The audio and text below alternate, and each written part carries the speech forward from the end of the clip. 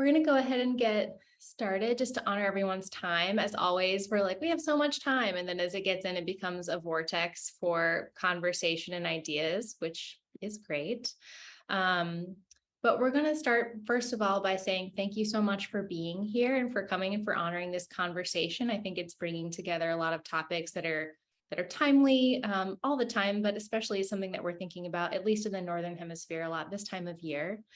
And it can also bring up some topics or some things that we all feel some tension or some friction around. And I'm really excited about providing perhaps a little more like connection or at least compassion around some of those things. And I'm sure the panelists have a lot of really beautiful perspectives and skills and whispers that they'd like to share. So my name is Mary Grace. I'm sort of the glue, the mom of the space this evening, and I'll send more about me in the follow-up email, just letting you know who I am and when the next threshold will be, but I'm not really here to highlight myself this evening, but we have three really beautiful, amazing panelists that I'm really happy to have here and just to share their hearts with you all. So the way tonight's going to go is our panelists are going to introduce themselves. We're going to dive into some facilitated conversation that I'm going to sort of steer the boat around.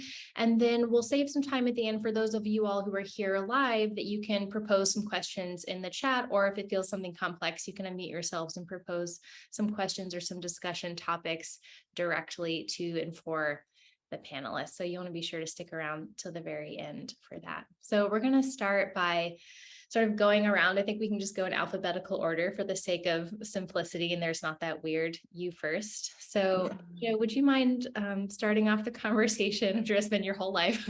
You're going first to start with A. Yeah, I was like, okay, I'm on now. Yeah. Do you mind just starting us off by sharing a little bit about you for folks who don't know you, a little bit about your work and sort of how you're showing up to this conversation? Sure. Well, I'm so delighted to be here tonight with you all. This is such a rich topic, and yeah, I can just feel the beautiful cauldron of all of us here on the call, and it's exciting to be a part of it. So my name is Asia Suler. My pronouns are she, her. I live in the Blue Ridge Mountains of Western North Carolina, Cherokee land, and I'm a writer, a teacher, an herbalist, and an earth intuitive. So my background really is comes from the herbal world, learning how to work with plants as medicine on multidimensional levels, so physical medicine, as well as emotional, spiritual connections in medicine. And nowadays, really most of my work is in the teaching realm. So I have an online school, and really the heart of what my teachings, where they're really rooted, is in this concept that the living world can help show us our gifts, and that the earth is actually invested in us seeing ourselves clearly and coming home to who we are and the gifts that we have to bring. So I'm also the author of a new book called Mirrors in the Earth, which is all about this concept of being able to look into the parent mirror, as I call it, of the earth, and this sentience there, and really start to understand who we are and why we came here to this planet at this time. So that's a short little background on me, and I'm excited to be here with you all. Awesome, thank you. Langston, do you mind going next? Sure. Yeah, it's really good to be here with you all and see your faces. Thank you for taking the time to join us on this Wednesday night, depending on where you are in the world. For me, I am a shamanic practitioner, and my primary sort of heart tradition is the cycle of transformation, which is a community that's devoted to helping each other and others initiate ourselves into a kind of spiritual adulthood as people who come from a culture that sort of failed to do that.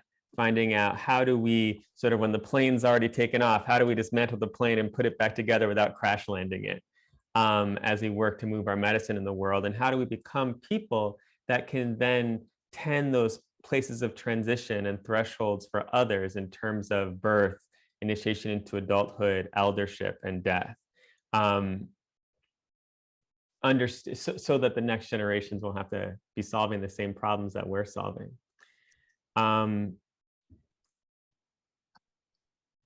Yeah, I think that's all I have to say about myself for now. I'm really excited to be here with you. I'm also the author of a book called Deep Liberation, which the subheading is Shamanic Tools for Reclaiming Wholeness in a Culture of Trauma.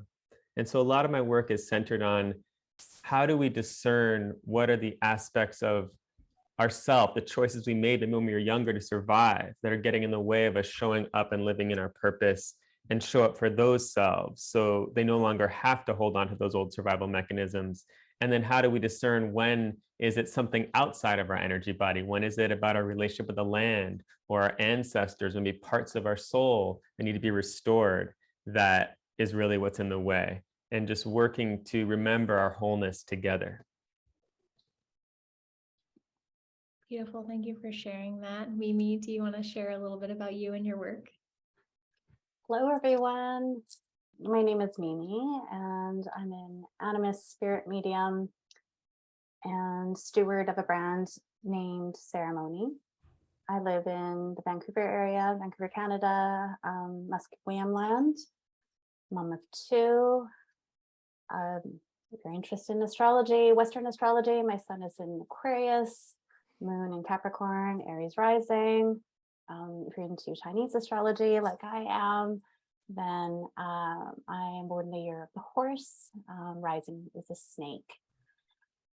My focus is on holding space for folks to deepen their intuitive psychic communication with the seen and the unseen. So to be really specific, what I am, I would say this is my purpose, is to cultivate a discussion and the development around the more than human language. So what exactly are more than human language or more than human languages? I would say symbols, omens, dreams, ways that we may not have been taught at school to understand as intelligent ways to communicate. And so in my work, a lot of it is education, a lot of it is space holding, but also private readings such as dream interpretations and spirit mediumship.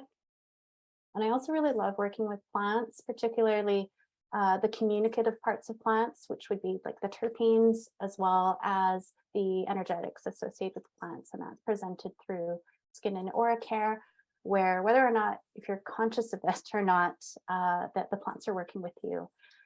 Because as what Mary Grace had shared prior to us opening it up to the group, is that we really do need all that we can get. And I am all for inviting the plants and their beingness to walk with us. Thank you, Mimi. So we're going to jump right in, and we're going to start with maybe the most wide of the questions first, and then see what rivers spill out from there. I know what is animism is a really big question. There's a lot of like history and language and all sorts of things that meander through that question. But I think I want to maybe target it a little bit more by you sharing your unique perspectives or what it is for you to walk through the world with not just an animist like worldview, but like how that actually like informs your day-to-day life and how you like put your feet on the ground, how you make tea in the morning, like your actual day-to-day, like the tangibility of it, so to speak. And I feel open to who jumps in with that question first. I'm happy to give my little input on it and excited to hear what the rest of y'all have to say. I often call animism the heritage belief system of humankind. Animism at its heart is really just a belief system that sees everything in this world as alive and animated by their own spirit, sentience, and personality. So animism as a belief system is focused on relationship. So the idea that what makes up the bedrock of reality is our relationship with others, and that is not just a human relationship, but our relationship to the more than human world, as David Abram talks about it. And so, yeah, animism really is about recognizing that relationship as what makes up the world, and that we are all in a co-creation together. So that every being here on this planet in the physical and non-physical world are all co-creating this world together. And I remember when I was first exposed to now what I would call animistic belief systems. And at the time I was in college, and I had an amazing advisor named Professor Molly McGlennon. And she is Anishinaabe and an amazing writer and teacher. And I was taking what was their pilot program in Native American Studies. And I remember being exposed to all these different contemporary Native thinkers and writers. And it was like this entire full body experience. I remember very vividly sitting in this lecture hall and looking out and seeing this gigantic oak tree on campus. It was a arboretum where I went to school, and just feeling like I could see the whole world shining with radiance. And I come from a European background where this, what I would call the tradition of animism, was very disrupted over the years, in the past several thousand years.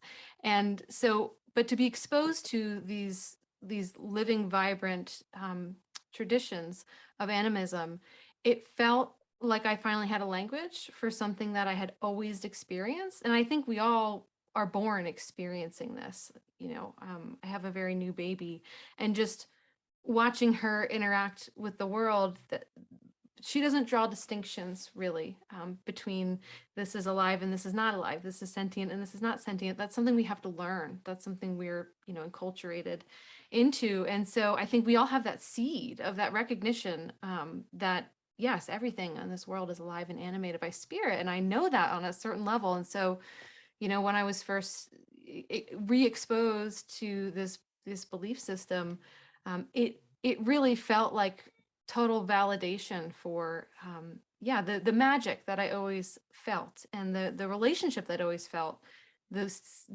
series of relationships that I always felt most primary, essential to me in my life. And so now it's something that I love the way it both lights up my day and continues to challenge me, because while I feel like I've moved through layers, like I've worked with plants and stones and landscapes and nature spirits.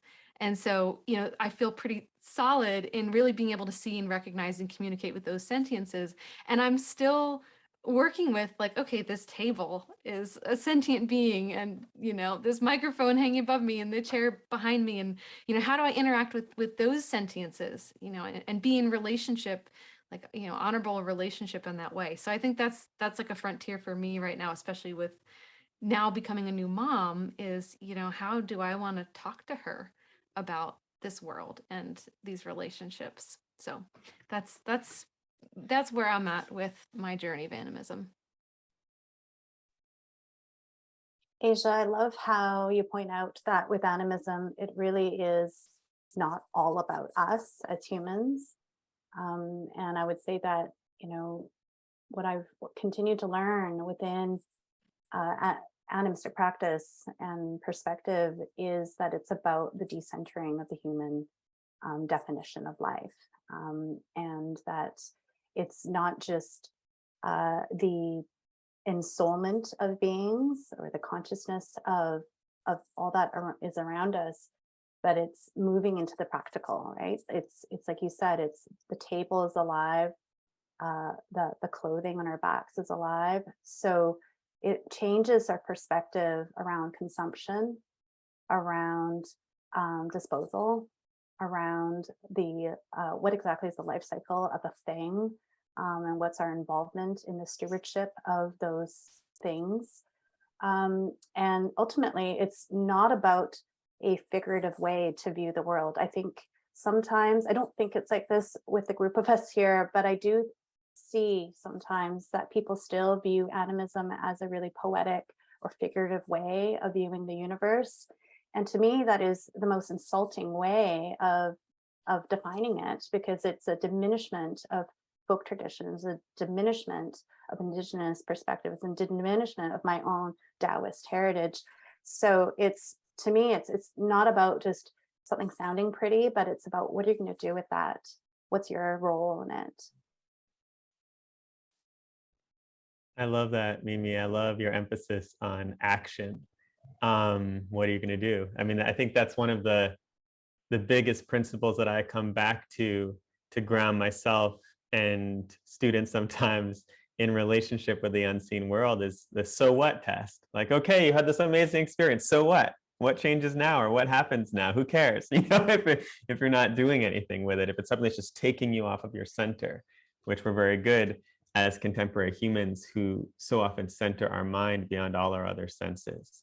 So thank you for bringing in that grounding, both of you, in different beautiful ways. For me, how I think about animism, just to build on, I agree with everything you both said, to build on it. I think if you are approaching life as an animist, then eventually you begin to recognize that we are the babies here as humanity. We are the young ones. So the rest of the living world are our elders. They're not something that we need to sort of like steward or dominate or guide or tend or control. You know, there are elders that we need to be in intimate relationships so we can learn from them in a way that is not extractive. And if you follow that to its logical conclusion, and think of like the perspective of a tree living for hundreds of years potentially, and like a mountain, you know, like there's the Manhattan schist and the Fordham gneiss, you know, they've these ancient bedrocks in the city I live in Manhattan, they were Precambrian, you know, so they saw the first life forms crawl up out of the water, you know, that came to land. And so if you hold that perspective, then you understand that our lives are sort of blips if we're not staying in relationship with our ancestors and descendants as well in the choices we're making.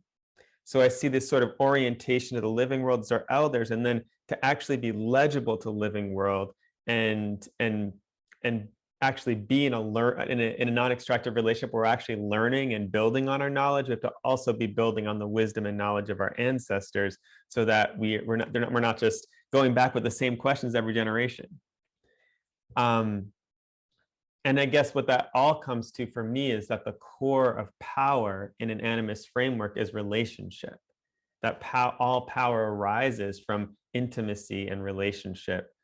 In all spheres of your life, in all of your family, your community, the trees, you know, the lakes, the table, like Asia was talking about, you know, this, how do you tend your relationships so that, and I think what defines the quality of right relationship in an animist context is the quality of relationship that allows what I would call in my tradition, true love to flow through us.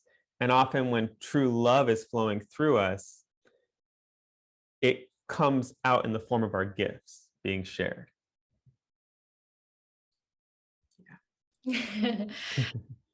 Yeah, I just like the hashtag for everything everyone's saying. It's just like preach. And it was thinking about one of the most beautiful, it's from Richard Powers' book, The Overstory. And there's this one part in the middle of the book where basically he's condensing basically the history of the world into a 24-hour period. And it's one of the most like poetic and beautiful and like heart-opening things ever. And then it's like at 11:59 at the end of this one day that the world gets, the humans show up. And it's just a really poetic undertaking of scale, I think, which is what we're talking about a little bit, that decentralization. And I think it can, at first, when someone is encountering that decentralization aspect where it's like, oh, maybe humans aren't the most, which is what I learned growing up, was that like, oh, humans are the most important thing, or that's what I was taught. And that there is a hurt to the ego there, but there can also be a sense of like disorientation or confusion from that. It's like, oh, well, maybe we're not important.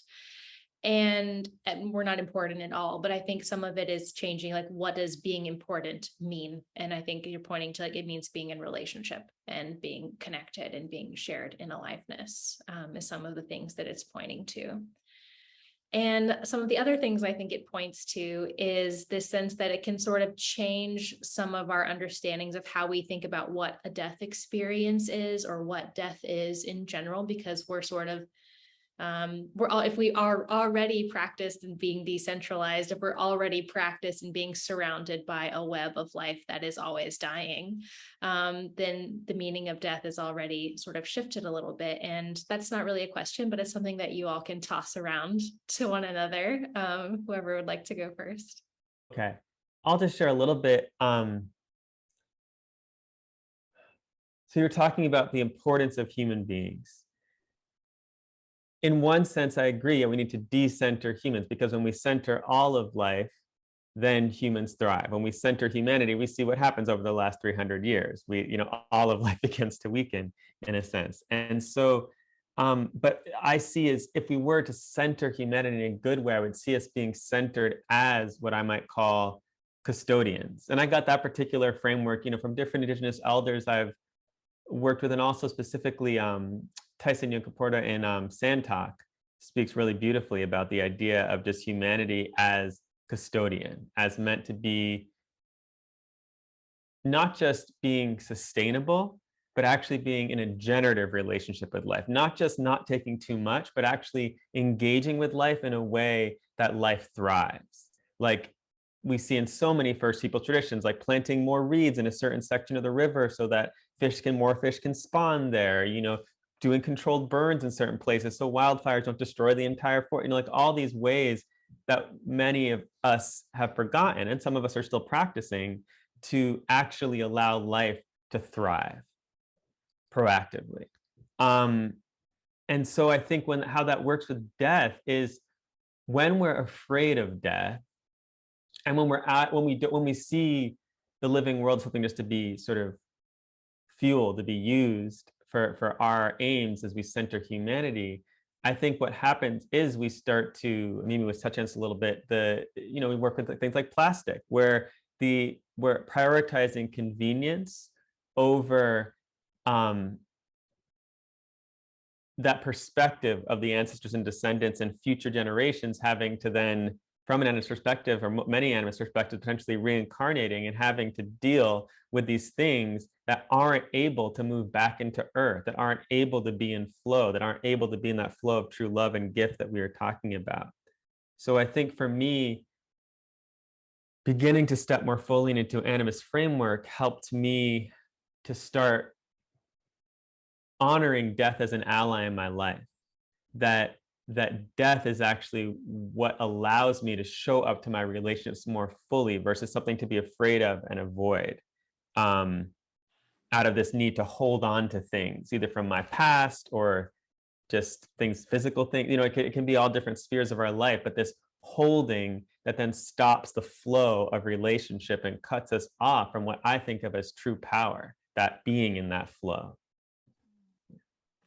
Langston, I love that so much. And I love that you brought up Tyson Yunkaporta's book too, because I love one of the things that he mentions his elders have said to him, which is that the Big Bang wasn't just one event, the Big Bang is continuously happening.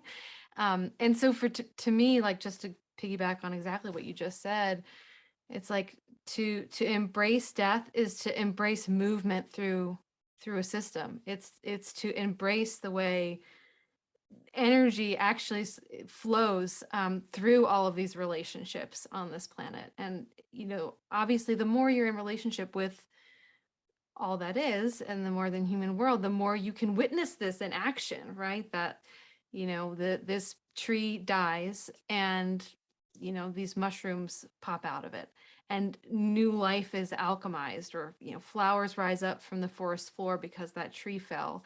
And so you literally see that death is actually the food of life. This is how, life happens. I mean, even every time you sit down to a meal, you're eating the bodies of different plants and animals and fungi.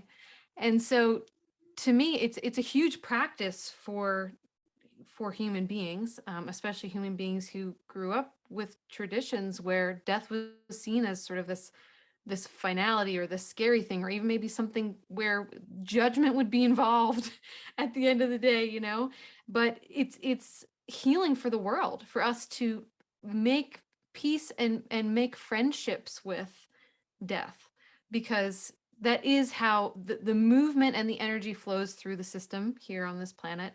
And therefore, I think it's how our energy also flows throughout our whole bodies and our psyches and our spiritual bodies too. And so when we can make friends in an animistic way with death, then I think we can become a part of the co-creation. And that's just one of the most beautiful paradoxes, I think, of being here on this planet.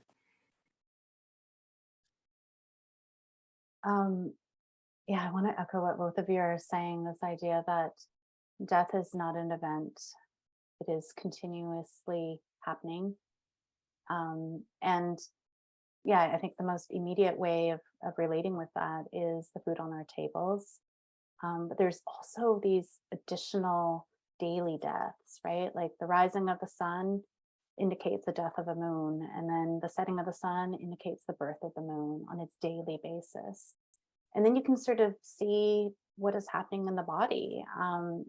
This idea of if we are working through a cold or a flu, there is to a certain degree this reminder of death.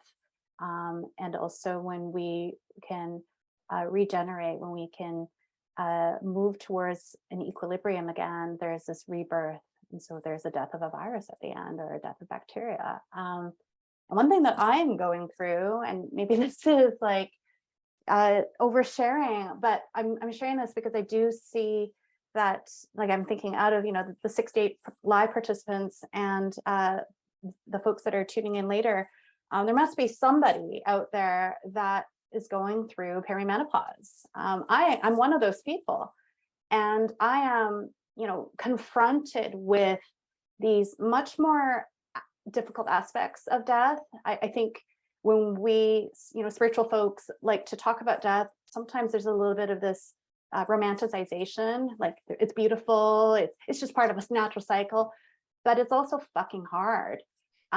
Death is hard. Death is I don't like death. There are points in that death cycle before I have churned out, and I really don't like it. I don't like the instability of my hormones. I don't like this idea of, I don't know how I'm going to feel. I don't even know how to plan my calendar anymore because I don't know if I'm going to have migraines that week. Whereas before, I could make very accurate, stable predictions of, day 27, probably not a good day to have a meeting, but day 25, I'll be totally okay. I can't do that anymore. And then in addition to that, how that impacts my relationships. My partner and I, like, he's amazing and he's supporting me through it, but I'm pretty sure he at times thinks I'm kind of crazy. And I am. And I think that's part of that death experience, is embracing the grief. Yes, totally. I see here Hagitude, Sharon Blackie, and she talks about this, like inviting death to the table and, really being okay with the not okayness of it all. Maybe things like bitterness comes out, maybe resentment, maybe regret. These are all part of death, whether if it's we're grieving for someone who's passed on, if we are going through changes within ourselves. And so I think from an animist perspective is for me, and it doesn't always feel better, but it helps bring some meaning for me, is we are not alone.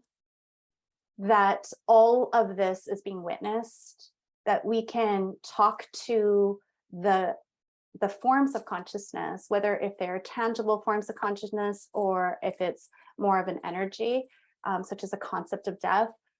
They are there. They are there listening. They're there witnessing. Sometimes we might be able to receive some help. Sometimes the definition of help is just being able to take another step, even if you're shaking the whole time. You can go, Langston, if I feel like you're about to say something. Oh, sure. Well, I love what you said, Mimi, and I appreciate the way you keep bringing us squarely in the body in our conversation, which is wonderful. When I think about death in the framework you were sharing as well, I mean, you're absolutely right. I was thinking the same thing after I was speaking, like, wow, I'm making death sound a little too poetic here. Like, yes, it's beautiful. Yes, it allows flow to happen, and it can be very hard and difficult. What I've come to find over time is the more I've come into relationship with death, because as animists, we can come into relationship with death. We can engage death as a helping spirit and an ally in and of itself, as a being that we can engage with and talk to, that I think teaches us so much about how to live, how to actually meet each day with the sort of preciousness it deserves, and bring more of our natural wilderness of our heart to that day, knowing that it could end. Like a lot of the like civilization and domestication kind of falls away when we're in that immediacy of that possibility of ending. And for me, one area where I felt this come up was I had invested a huge amount of resources and time and energy in being a filmmaker. That was what I went to school for. That was something I did a lot in my life, and something I was crewing on sets a lot. And I reached a point where I realized I actually had to proactively kill that dream that I was still holding, because I was still holding it, but I wasn't actually, that wasn't really where my energy was fully going. It was sort of rotting inside of me in a sense. It was, and I really had to actually ritually bring it to a fire and kill it, let it die, knowing that from an animists perspective, that which is true will come back in some new form, and that which is false will fall away. And that was really hard. It was really painful. It was really uncomfortable. And I think the hardest part about death, for me at least, and I think for many people, is not the death or even the rebirth after, but it's the in-between. That place where like the death end, the end part. It's like when you're just, nothing new has formed yet, and you don't have that old thing that you'd invested so much energy, and you're just in the ash, in the charnel grounds, kind of just, or in the like chrysalis, if you want a nice nature metaphor, in that goo stage. We don't even know what you're becoming yet. For me, that's the hardest part often. But on the other side of that, what I found was within a few weeks, I started feeling my energy moving towards the book that I was writing. And then I got a call from a publisher very quickly after that. And then now what I'm finding a couple of years later is what's come back actually into my life is theater. There is a way that my dream of theater had gotten wrapped up in a dream of film. I need to be willing to sacrifice that dream to even remember that original seed of that dream that had a lot more to do with actual performance and relationality and storytelling than the medium of film did for me. And so now I'm moving into that in different ways in my life. But there's just this, I wanted to ground that thing I said about death creates flow, just with my own experience, that in this one small part of my life where because I was willing to let go that thing that was precious to me and not jump to fill it, but really wait and see what arose next. A couple of years later, this new passion and devotion is growing that I wouldn't even really remembered was there if I hadn't been willing to work with death as an ally in that way. I felt myself getting really teary-eyed talking about dying dreams, because that's, I think, I feel like that's just always in the process of happening. And there's, of course, I know we all have some that's really close. We have some that we all know what those dreams are that we had to either put to death or that were kind of rotting their way off of our lives. And I even felt in myself this impulse to be like, oh, let's go ahead and talk about the connection between death and rebirth. And I was like, no, we're not going to do that, because I feel like it's not doing enough of the justice of the thing. And I was thinking when you were speaking, Langston, about, when things are rotting, when they're decaying, I have a compost pile that my dog loves to jump in, but, it's stinky and it's messy, and it's like the fluids are like everywhere. Like it's a kind of we would think of it as a disgusting process. It needs space. Like it can't be attached to you in order for it to do its proper decay. And so just thinking about that flow between surrender and dying, but also that tension we feel with like being so in love with the world or so in love with the way things are, but also holding that intention with getting good at surrendering, which is getting good at letting things go and die. And I'm wondering if you all would mind speaking a little bit to that tension of, being in love with life, being in love with what is, and also getting skillful with having dinner with death at the same time. I love the way that you just like bridged that conversation and wove all those pieces together. Because something I was really thinking about as Mimi and Langston were talking was just this idea that so much of making friends with death is also making friends with our own emotions, and just the ways in which we're so good as humans at judging ourselves for the feelings we have. It's actually kind of incredible. I think every being on earth has an emotional landscape, emotional interaction and interaction with the world, right? But I think, and I could be wrong here, but I suspect humans are the only ones who judge themselves about the emotions that they have and try to block them and stop them and be like, I don't feel this way. And to me, it's like that flow that we're talking about that can be created from embracing what is the cycle that makes up physical reality. That the only way we can really embrace that flow is just to fully embrace what it is we're feeling, the depths of the emotion. And a lot of people say, and I agree, that the depths of our grief match how much we love. And I think the same is true for other emotions. And just being in a space of sharing. I had my first child earlier this year, and the birth was really hard. And there were several things that happened before the birth, including coming down with COVID, that really changed my experience into something that it wasn't my dream, it wasn't the dream that I have been nurturing, talking about letting dreams die. And looking back on it, one of the things that I see the most, obviously I had to completely surrender, just let go of plans. I had to do what I needed to do to make sure me and the baby, were safe. And looking back on it, I'm like, okay, the most powerful thing I could have done, and that, I'm still learning and leaning into, is to embrace how afraid I was. That there was a part of me that was really scared. Like, oh my gosh, I'm really sick and I'm about to go into labor. Like, I might die. Like that kind of level of fear, And there was a part of me that felt like I have to keep this together, like I cannot fall apart right now. This is like, the nth hour. And yet, I look back on it, and obviously birth is it's a time when you do touch death, very much so. And yeah, I look back on it, and I'm just curious for myself in the future, like, what happens if even in those moments where I think I need to be strong and hold it together, if I just like can completely let myself embrace whatever it is, fear, sadness, grief, just those feelings, Mimi, that you were talking about, like the really hard stuff, like can we like hug it and have it be okay that we're fragile and vulnerable and not okay and falling apart. And I think that is a way to embrace death, and by embracing death, embrace life. I guess I can go. Thank you, Asia.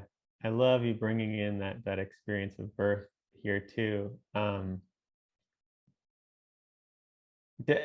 think of death in my tradition. We talk about it as a sort of crazy logic at face of healer. Like if you look at them as one archetype with two faces, in a sense, death is the ultimate healer. It's good for what ails you in the end. But there is a way, and not to be even flippant about that, there's a way that I think of healer as an archetype in my tradition, not as that which comes in and heals. That's part of it. But really at its essence, it's that which allows us to be in the present moment, that which allows us to pull ourselves out of the past, out of the like resentments or fears or stuck emotions of the past, out of the worries or fears about the future, into the present moment. We have the power to create change. And death is the shortcut to that. There's this way that when death comes close, we can't help but pull ourselves into that place of the present. And I think as we begin, when we think about death as an ally in that way, there's this energy death has of, when I think about it in my own life, it's like that it allows us to grieve well. It allows us to, you're talking about grief and its connection to love, but it's this energy that allows us, when we come into the present moment in that way, to actually let our grief show us what we long for. So in the willingness to surrender to that grief and be stretched by it, beyond what we think is our capacity, maybe, especially if we can be held, if we're lucky enough to be held in ritual and community in that grief, but even if we're not, if we just let ourselves be held by the living world, there's a way that grief teaches us. It sort of takes all the chess pieces off the board and helps us reprioritize everything. And in that way, then it is the signpost pointing us towards that rebirth, in a sense. But if we're not willing, like you described so beautifully, Asia, to feel all of the emotion, because grief pushes everything to the surface: the anger, the rage, the sadness, the sorrow, the happiness, the joy, like it all just comes up. It doesn't even make sense rationally necessarily, because it's like emptying out our lungs, in a sense, so that we can feel that longing of the heart again. Yeah. I love how both of you had talked about this idea of, it's like this embracing of the quote unquote ugly or the difficult, and then also that it's that shortcut. Because for me, whenever I've had to confront a death of either a beloved animal, or a death of a human family member, or a dear friend, or even, once again, like the death within the sort of the daily deaths, or like the mini deaths that happen within our life, it's always been the shortcut for me. It's always been this, it forces me to no longer believe in distraction or rely on excuses or clever marketing to, like, put up with my own bullshit. And it's just like, it's a renegotiation of what ultimately matters. And it's interesting because I think in many ways, death and shadow work, they work hand in hand. And it's like death brings like the Grim Reaper, or like, that the idea of judgment, maybe religious judgment, but also just sort of that idea of a devil, that person, that being that takes you to this dark place. It's because it's helping you sort out what it is that's important. It's helping you sort out what are the non-negotiables. I think an example for me is I'm the kind of person that tends to like to work first, play later. And death has really helped me understand that that doesn't work for me anymore. Things have to change, and it's not necessarily, I'm not at the point where it's like play first, work later. I don't know if in the kind of current financial economic situation that we're in, if that's possible. But I do think I am engaging in conversations with my body, with my time, with folks who I'm committed to, how to change that to-do list, how to change the reprioritizing.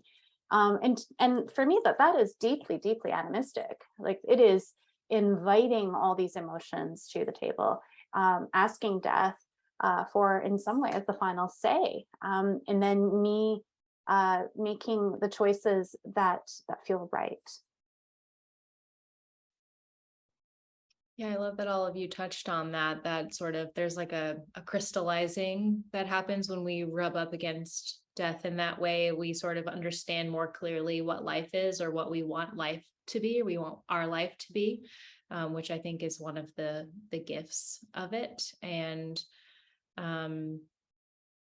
a lot of the examples, the metaphors, the image, there's just like such an inherent wildness about them. You know, I just had this phrase that keeps coming, just sort of like the throes of death, like something that's just like, there's like a throwing, like a tantrum and like a wailing and like a fire, like all these things that are just sort of wild, you know, or when something disrupts or gets dissolved in lava, like whatever the thing is, like there's a wildness about it. And there's other ways that wildness expresses itself as well.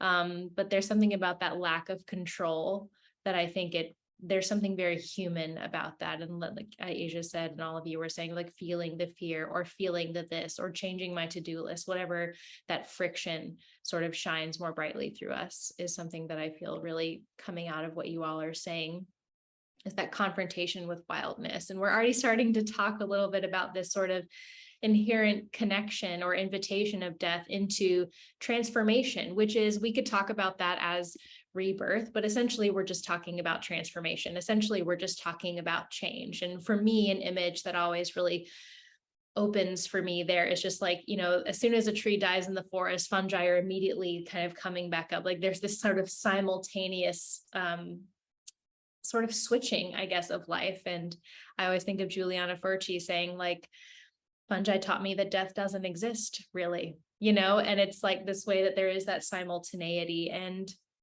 I'm wondering how you all think of, you know, we've talked some of the wildness, the throes of death, if you will, and some of that merging of between death and rebirth, or how it serves transformation. If you all would mind speaking to some of that.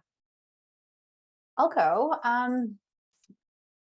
So this is sort of like a roundabout way to respond to what you've just mentioned, Mary Grace. I'm applying animism to astrology here, and specifically to Chinese astrology. I have very, very foundational, basic understanding of Western and Vedic, but I love getting deep in Chinese astrology. It's one aspect of my work. If we were to look at a whole lunar year as the shape of an animal, and this year we're in the year of the water tiger, where we are right now is the tiger's bowels, which, interestingly enough, is a place where transformation happens. And so when we can understand, like, for me, that really helps me, because transformation, once again, it's a really challenging time. You haven't transformed yet, right? Like, I'm not yet that moth or butterfly. I'm still in this in-between phase, which, you know, it doesn't go well with my impatient personality. And I want to know what happens, but I'm not there yet. And it's helpful in this context to know that after we move through these bowel weeks, we're going to move into the tail of the tiger, where balance is restored. And we know that, you know, a tail for felines helps them maneuver, helps them make quick changes of movement, so they can move fast, or they can move in a way that allows them to thrive, allows them to nourish themselves. Because a lot of times when they run, they're chasing, you know, food. And so I just remind myself, I'm in the bowels of the tiger, and, you know, the things that pop up will be very bowel-y related. Things such as, how do I digest information? How do I digest energies? What do I need to feel like I am cleaning myself from the inside out? These kind of digestive, transformative topics. And so, you know, like I've talked about this in, you know, on my Substack, like September, October are going to be big months of change. And then, you know, kind of Samhain season onwards will be this same but new, but that's because we've kind of are passing through this digestive track, so to speak. So I think going back to this idea of transformation and then death, it's just, I think sometimes having, like, seeing existing systems through an animist lens can be really supportive, because then we can sort of relate it back to the body, relate it back to the personhood, the beinghood of whatever situation we're in. Yeah. I love that. I love that explanation of the Chinese astrology right now. Thank you. and I love moving us into the bowels and digestion. For me, part of what brought me to animism was quite literally my bowels.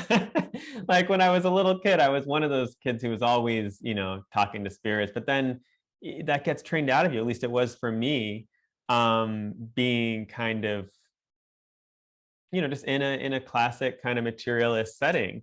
And I kept that part of me alive, the animist part of me alive, that knew the reality of magic and the spirit world, often through books, through escaping into fantasy. But that was also my sort of disassociation mechanism for coping with a lot of the trauma I was experiencing as a Black queer boy in a predominantly white neighborhood at the time. And that was hard on my body, that constant dissociation, because there wasn't that where we're talking about all this, like, just be with your emotions, it's wonderful. And it was really, I didn't have the tools at that time to do that. So if any of you are in that same place right now, I sympathize with you. I didn't have that tools at that time to actually know how to not either just identify with my emotions completely, I am my anger, or just exile them completely. And that was my drug of choice. Like, just exile the anger. You don't want to do what certain people in your life did, so you don't want to do that harm, so you're just going to cancel that emotion, shove it down, and not feel it.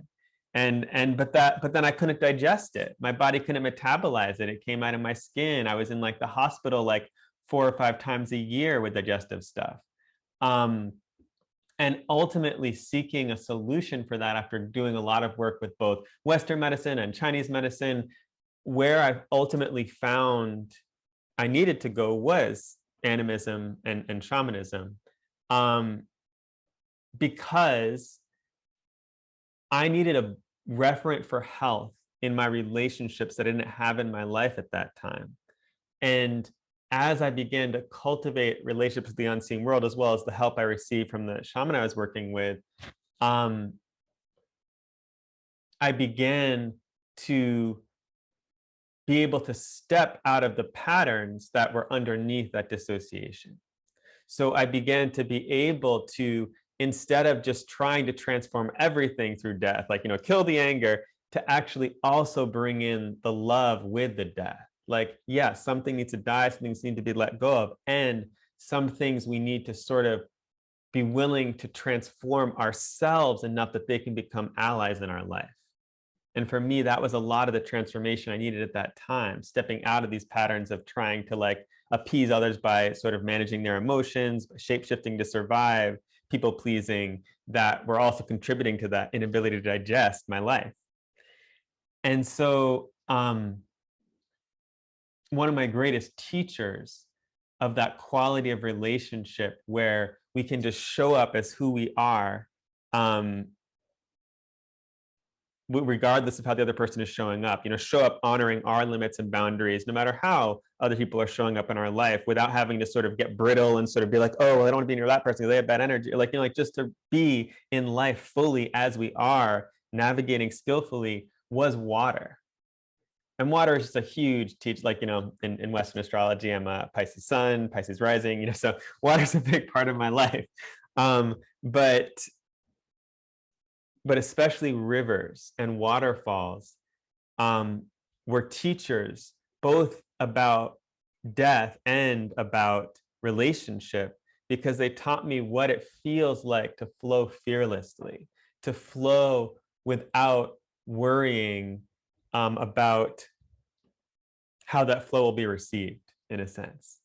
Not that we want to be like, hitting everyone over the head with our truth hammer, but you do want, obviously there needs to be attention to timing and context and who you're with and how it's being received, but not locating my center outside of me and trying to sort of appease this imaginary center I had of the energy of the person I was with, the community I was with, but actually feeling my center, understanding what was wanting to flow, and then finding the way to give voice to that honored my limits and boundaries and limits and boundaries of the person I was with.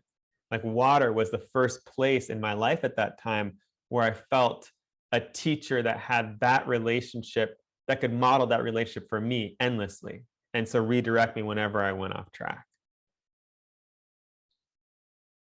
So I don't know if that really answers how death relates to transformation, but that's just what I was moved to speak based on what you were sharing, Mimi. I love this thread of digestion so much. And tying in with what you were saying too, Langston, like digestion literally, that solar plexus area being seen as like the seat of ourself, like our center. And I think just, bringing in the animistic point too, that, our digestion is completely run by beings other than ourselves. That like we're made up more of bacteria than we are our own DNA. And so it's just like one little micro example of this way in which, this animistic relationship can help us really navigate, our ability to digest, to come back to center, to, be in these big overwhelming experiences because we have such a wide web. We can be in such a wide network. And something that was coming up for me earlier, just around this idea of the fear and sort of the grist that comes up around death is how tightly we hold on to our identities and how important our identities feel. And we go back into that concept that we are, more of our DNA is that inside of our bodies is not us than is us. That there's such a nebulous actually like package or container for what our identity even truly is. And it can be liberating in some ways to really like widen that concept of our identity, because then it feels less like there's something less like we're liable to just lose it. And part of my training at some point, I did a training with Brian Weiss in past life regression therapy, and was working with people leading past life regressions. And what was so fascinating about it is that people who are having these experiences that they are able to mark as past life experiences, or that they're experiencing as past lives, it's like they're entirely different people in these lives, and yet they're still themselves. And I remember the first time I underwent a past life regression in one of these trainings, someone sort of feeding me some, questions, and we were all novices. So we were all like learning how to do this, and you're not really supposed to like give leading questions. But I remember Brian Weiss saying like, people know who they are and they'll tell you when you're wrong. And so I remember someone asking me, in this past life, they're like, oh, so, you're a monk. And from this voice deep inside of me, I was like, I am a scholar. And I was like, what the hell did that come from? But I was really intent on it in that lifetime. And to me, just looking back at it, it was such a fascinating experience, because it showed me that even in the face of like literal death, this idea that, if it resonates with you, that we perhaps live multiple lifetimes, many lifetimes, that even in the face of that, there's a part of us that always knows who we are, even though that person is changing and growing and is a multitude, that we are actually a multitude, that literally in our bodies here on this planet, we're a multitude, and that in our soul, a lot of different cultures around the world believe we don't just have one soul, we have different parts of our soul that go different places when that death transition happens. And so to me, it's a wild idea, and it can be scary, but it can also be liberating to let the boundaries of our identity expand in that way. And for me, transformation and expansion often go hand in hand. That, when I can feel myself expanding, it's like I have more edges where I can meet the world. And because I have more edges, it's like there's more surface area for this exchange and transformation to take place. Yeah, I love that it just went to so many places that also just went to the microbiome and like our digestion. And something that I've learned so much from the microbiome is just that we are our environment, that we are an ecosystem that lives within an ecosystem. And which is also, again, like confirming this sort of this animist perspective, or this animist reality that we experience both within and without ourselves.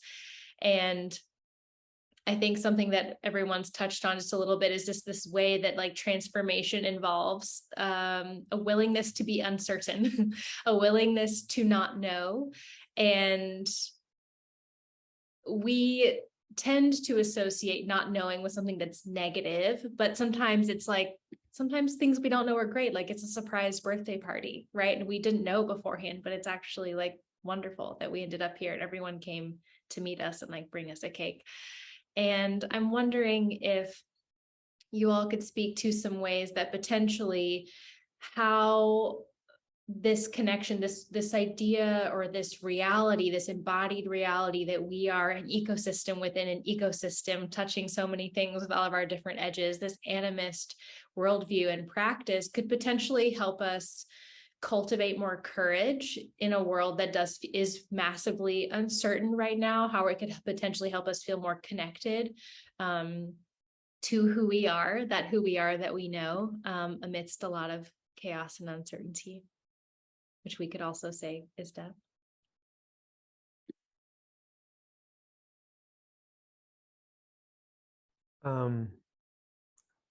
Just really letting that settle in what you just said. Yeah, amidst the uncertainty of the times that we're in and the real pain and suffering, I think, of the times that we're in terms of the divisiveness, the sickness, the feeling of many forces constraining our ability to be free to do what we're just here to do. Not even not having the support, but actively the pushback against that energy.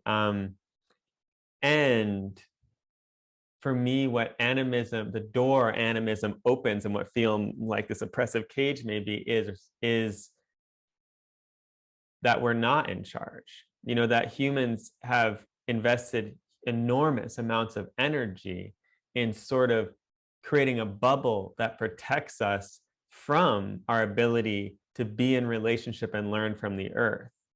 And I'm not saying that in some like judgmental, righteous, positional way. I love being able to shower with warm water. And I live in New York City, like probably the heart of the problem right now, in a sense, you know, and I feel how in these times, what I'm holding as a meditation right now is sort of, what am I willing to sacrifice for the possibility of a future in which those relationships that I care most about are supported and being tended, you know, with the land where I live, with my family, with my community, with the next generations coming. People are not related to me at all, but just one of the things that moves my heart the most quickly is just not wanting to let another generation be born without true adults in their lives, without true elders in their lives, without people that know how to help support them in remembering why they're here and can welcome them. And so, well, today I was just talking to the Hudson River, which I've been doing a lot. I've been going running, and then I'll just stop at the river and just sing some songs and ask some questions. And so today, knowing we were going to be talking together, I just asked the Hudson River to talk a little about death, and I'll maybe just briefly read what came through, because it feels relevant to what's on my heart around how does animism help us to clear away a bit of the feeling of immobilization we're in right now. And so this is what the river shared with me. It's a little brief message. Rivers never die. They go down and come back up. Even when they dry, they return to source, falling again and again, flowing again and again, and when they and the land are ready. Humans die, but your spirits flow, flow, flow. So flow, flow, flow as far as you can in this life. Go down deep where new resources lie waiting to support your swell. Share your waters wherever you can, knowing there are things who can only come to life if you reach them. Whole, brilliant, fertile corners of the universe waiting for you before they can spring into life and be known. And know also when it's time to stop flowing, death is simply a return to the vast expanse of sky, to the fertile ground of earth, remembering you are a tributary of a river vaster than you can imagine, and at long last, returning home.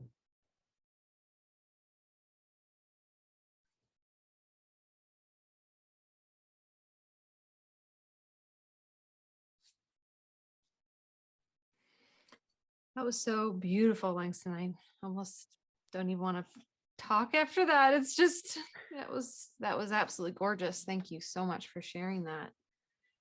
I really felt that. And I used to live in New York City, and just hearing the voice of the Hudson through you was just a gift. Thank you. I think the thing that I wanted to add, I love that this is, sort of how we're closing this conversation is on this topic of courage, how to meet this time. And for me, it really helps to remember from an animistic perspective that we are new on the scene, that we are the younger brothers and sisters of existence, and that I conceive of the earth as an archangel. That's how I talk about the soul of our planet. And that is a sentience that is so much wider and wiser than my own. And there's a reason why we were created. And to think that we were a mistake, or that I'm a mistake, is to doubt a sentience that is so much more vast and intelligent than my own. And so from this animistic perspective, it gives me courage to remember that I was asked to be here, that the earth created me, that I'm here for a reason, that there is a gift that I am here to give, that I can be a part of midwiving this change, that I was asked to be here in this threshold of what is dying, to help ferry what is dying into what is wanting to be born, the evolving dream of this planet that I'm intimately a part of, whether I'm even aware of it or not. But the idea that actually I was called here, that I'm welcomed here, and that I belong here is something that gives me vast courage to keep going.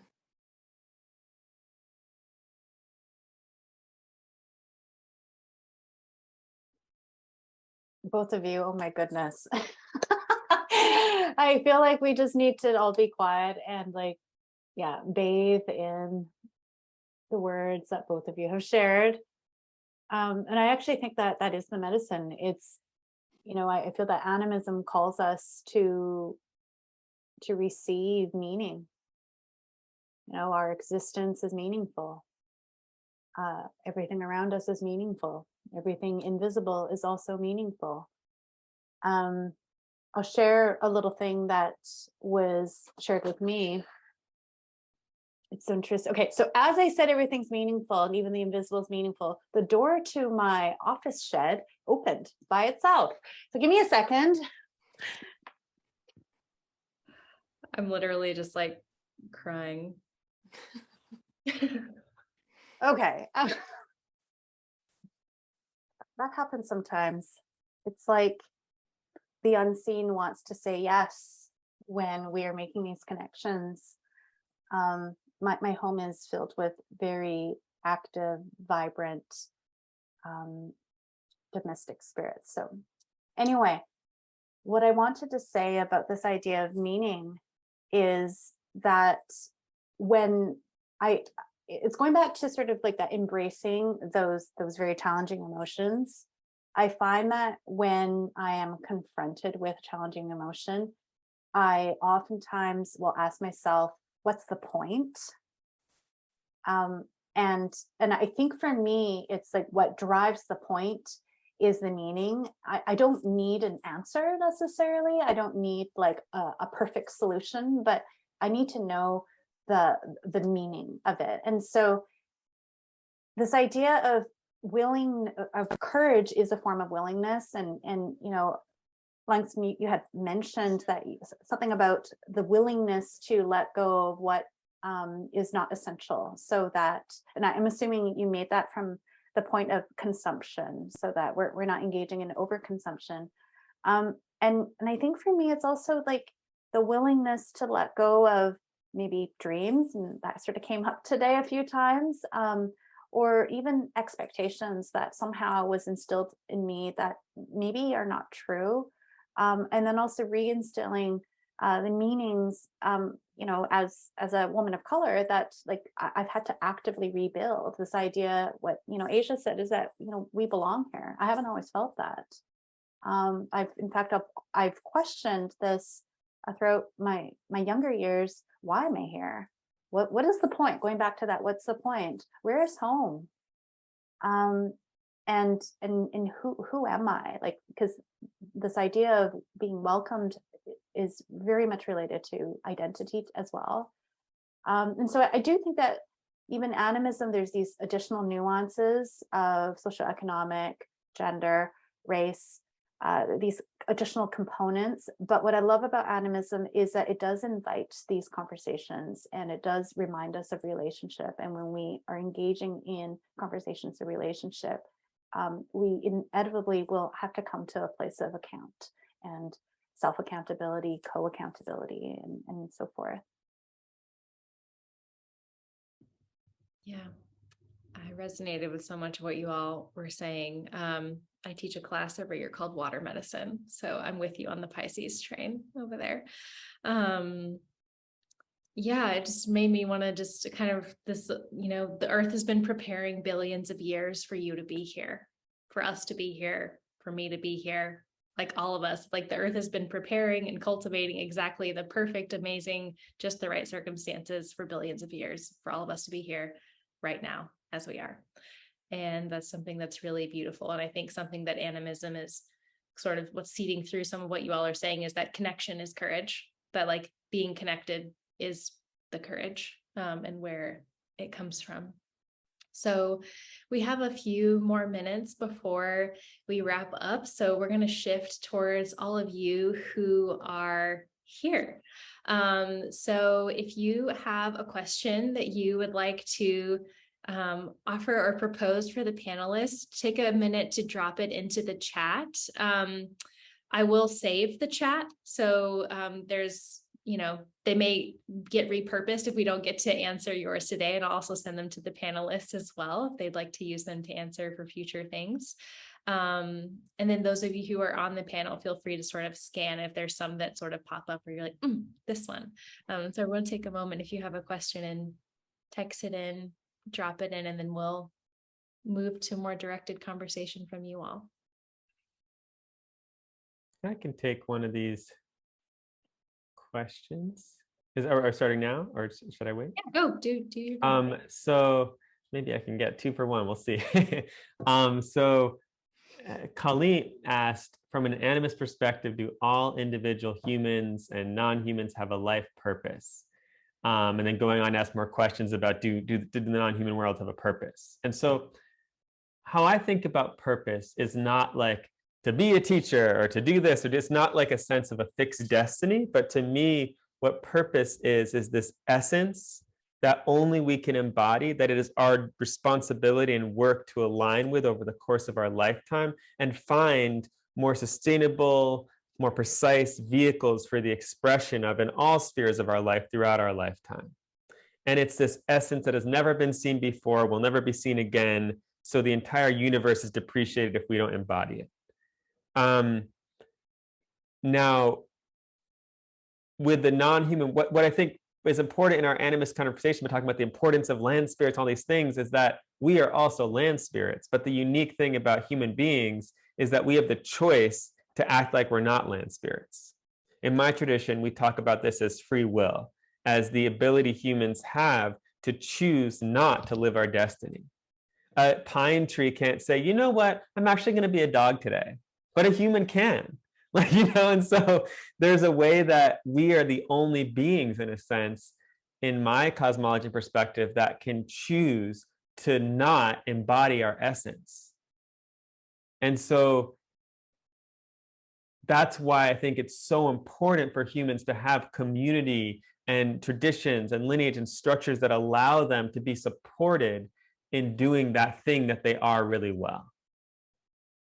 And so I think of the animist self as synonymous with a community self as well. I think that for me, in my way of thinking, to truly be in an animist framework, we need community, because we need other humans that can help remind us of the essence of who we are.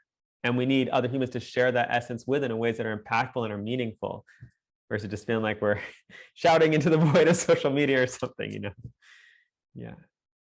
Which is hard. Not all, I know many of us don't have that, or maybe don't even have access to that. So, but that's where also the unseen world can come in to help be that reminder, because our life is constantly conspiring with our soul to remind us of who we are and who we have always been, and that part of us that has never been harmed and can't be harmed, because it is so essential to who we are. So I didn't get 2 questions. I just got 1 question. You guys have probably a lot of questions. Asta asked, how can we help support someone else in their transition at death from this animistic perspective?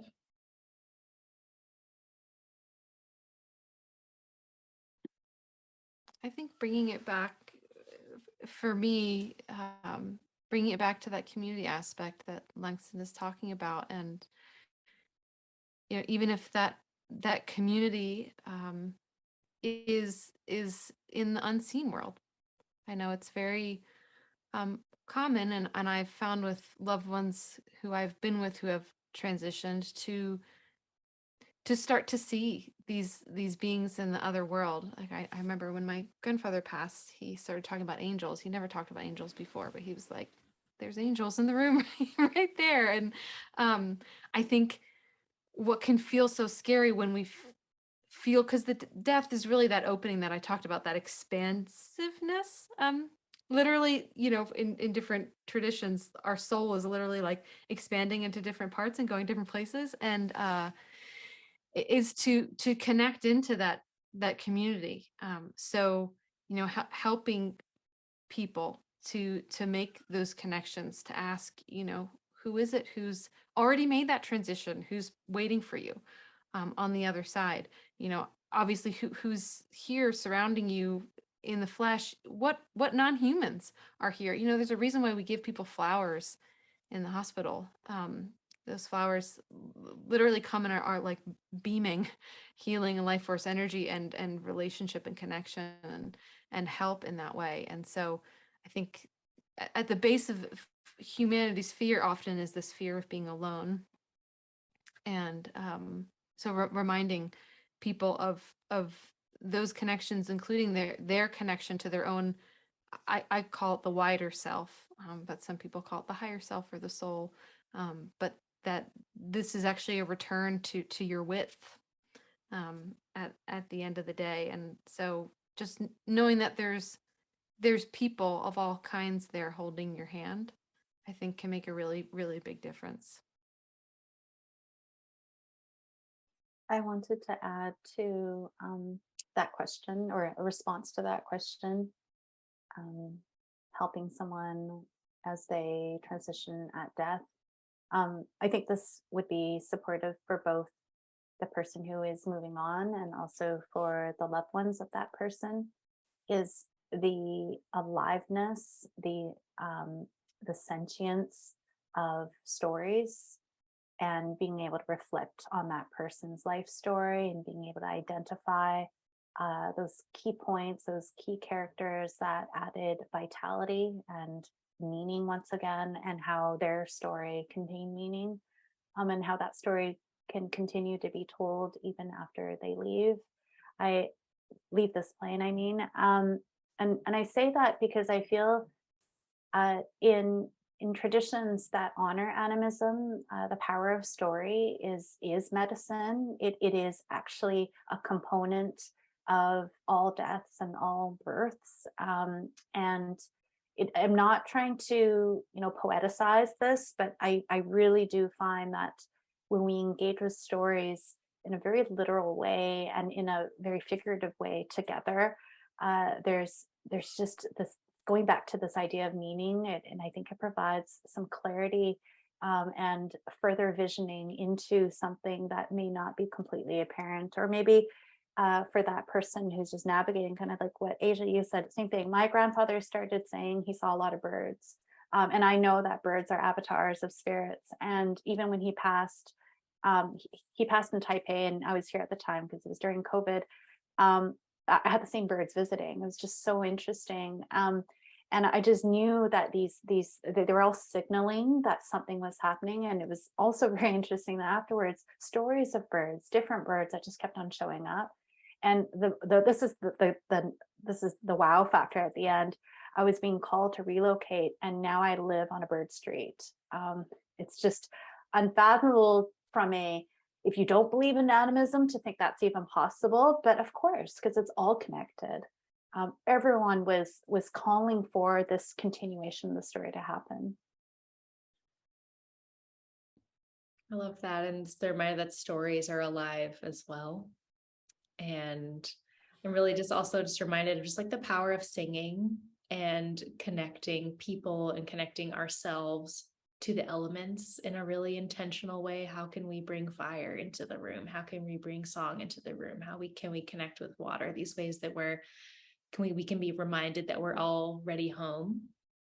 And I think what we'll have to do is I think we're going to have to wrap up. And I think we're ending on a lot of beautiful notes with these alive stories, alive songs, and messages from rivers and birds. And I'd love, in order to wrap it up, if each of you would just take a moment, if you feel like you have something on your heart that you would like to say that, I didn't make time for, that now is a moment you can do that. And also just briefly share where people can find out more about you and your work.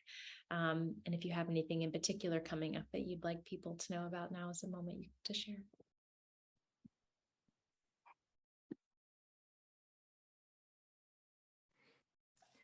I'm happy to hop in, and in closing, maybe I'll answer someone else's question, because I did see this question about how, to stay connected to yourself in a way where you can then, flow out and bring what's within you into the rest of the world. And something that I have found to be so true and just a powerful source of grace in my life is the more I learn how to speak with and connect with and just open to these relationships in this animistic framework with all the living world, the more I can feel this truth of the world beaming back to me, which is that, as I said before, I'm welcome, and I belong, and who I am is a source of nourishment for this planet. And so hearing over and over again this message that and this is something that's really been important to me in my journey, that like just having compassion for myself with whatever it is I'm moving through, that the earth actually is actively encouraging us to embrace self-compassion, because self-compassion itself is a form of ecological healing, and that is how we access our gifts and bring them to the fold. So there's not one practice that I would say like, okay, this is the practice that I do to stay connected to myself, because I'll say, at least in this past year, becoming a mom, all the practices went out the window, the routines, the schedules, it's all different. But what has grounded me and stayed the same is my commitment to this practice of self-compassion. No matter what's happening that day, what I have time for, what I don't, can I hold myself in a space of compassion? And I think this is something that the more than human world and our elders in this world really want to help us remember. And that is the anchoring place from which everything can flow. So yeah, if that speaks to whoever's listening, my book is called Mirrors in the Earth. And that's really what the book is about: self-compassion as a force of ecological healing. And you can find me over on my website, which is my name, Asia Suler, or onewillowapothecaries.com. And yeah, I'm actually in the midst of getting ready to teach a live class series this winter, which I haven't done in a while. And the class series is really all about learning to connect to your own unique intuition and connection to the more than human world. So if people are interested in that, you can find out more about that. And yeah, I also love connecting on social media. I'm on under my name, Asia Suler, YouTube, Facebook, and Instagram. So if those are places you frequent, I'd love to see you there. And I just want to thank everyone so much for being in this community. I've loved looking at the chat this whole time. Just there's so much richness there. Everything y'all shared, I'm gonna be thinking about so much of what you all wrote there, just the beauty and the poetry and the insight. So deep gratitude for everyone who's here live or who's listening later. This has been an honor. Asia, I am so moved by you talking about self-compassion, because I feel that it's one of those things where a lot of times when we're in a room, we're looking around, looking at our neighbor, and sort of like we as humans, I mean, we're social creatures. We sometimes see it as a negative thing, like because we compare. But what I love is that you're inviting me to also do a different kind of comparing. Maybe you're not doing that explicitly, but it's like I can remind myself, well, Asia is being self-compassionate. That's going to help me be the same. And I need that. I need that kind of positive peer pressure. So much gratitude. And yeah, well, let me back up. I'm saying two things at once. I just included my link tree because I think just out of honoring people's time, that's probably the best way to get all my information in there. But I think the two big ones I want to mention is my Loved Ones from the Otherside Samhain event on this Sunday, so October 30th. And if you type in threshold, all caps, threshold, in the checkout, you'll receive it at 50% off. And of course, that's for folks that are part of the live as well as the replay. And the other piece is my upcoming Coven. I love how everyone's been talking about relationship and community. And I think one thing I've really seen is the degree of spiritual burnout that is quite prevalent around everyone. And like I've experienced it. And I think it's because we're not meant to shoulder spirituality on our own. We're not meant to shoulder intuitive or animistic practices on our own. It's meant to be done in a co-caring, collaborative environment. So have a look at that. And I just really want to say thank you so much, like the three of you, for like, this was a really juicy conversation. And I love just how engaged all you folks have been in the chat. Like it's so enriching. It's so satiating. Like I feel like I don't even need dinner tonight. I'm on PST time zone, so, but I might even just skip dinner because my belly, my body, my heart feels filled. You know, the way a young child nursing with their mama would feel. Like it was just like, I feel very seen, and I feel that everyone just had this chance to talk about something so much greater than what we know. Yeah, thank you so much, Mary Grace, for hosting us here, and thank you, Asia and Mimi, for beautiful contributions, and thank you everyone for just being you and giving us a lot of call and response as we spoke, so we didn't feel like we were just alone in a dark room. And for your beautiful faces. I'll just say that, yeah, what I would, if there was one thing that I'm holding now that I would invite other people to hold as well, it would just be to start with relationship, and not that, you know, Mimi and Asia were talking beautifully about relationship with yourself. That's a great place to start if that's a source of struggle right now, which I think it can be for many of us. Looking at relationships with your intimate partners, with your family, with your work, like what are the relationships right now in your life? Not even, you know, like the land where you are is beautiful too, your well ancestors, you know, there's all sorts of places you can start, but just choose a place of relationship that feels like it needs a little tenderness, a little care, and just start there, and then see if you're feeling a little despondent about that. You're like, I don't know how to show up there. Try asking for help. Go to a river, go to a tree, find a rock you like on a walk, ask its permission, bring it home, start giving it some offerings and asking for support. You know, like just ask for help and then listen. To me, that's the key of all animism: asking, listening, and then acting. And so, and I encourage you to release any idea of judgment, shame, or blame, because that is not ever an accurate interpretation of messages from like, helping spirits, some spirits that mean well, the spirits that of the land, the spirits, that judgment, shame, and blame in my experience are very human constructs that we create as filters that sort of keep us in the cognitive dissonance of acting like we are separate from all living things when we're not.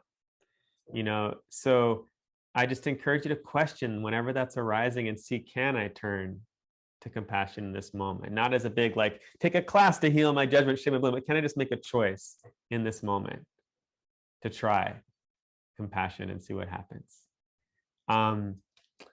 And I'll just share my little info in the chat, but basically what's coming up next for me is really the next big class I'll be teaching is in January. I'm going to teach a class called Energy Body Master, which is a lot about how do we cultivate those basic functional components of staying in right relationship with ourselves in terms of healthy grounding, strong, flexible, intelligent boundaries, a clear central channel.